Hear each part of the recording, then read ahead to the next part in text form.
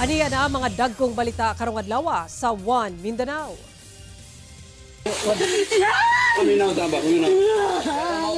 Dos anyos nga batang lalaki nga usa ka semana na nga missing, napalgam patay sa basakan sa Butuan City. Hinanok nga tulog sa mga residente sa usa ka purok sa Matina Grabahan sa Davao City, nabulabog dihang miulbo ang dakong sunog kaganinang kadlawon. Dulan 90 ka magbanay, apektado.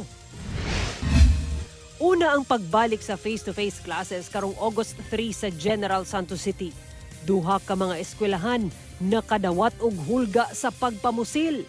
Seguridad sa mga eskwelahan gipahugtan sa kapulisan. Pagtangtang sa income tax sa mga trabahanteng mukita og kutob 350,000 pesos kada tuig, posible kaha? Og mga kandidata sa Hiyas sa Kadayawan 2026, formal nang gipaila-ila.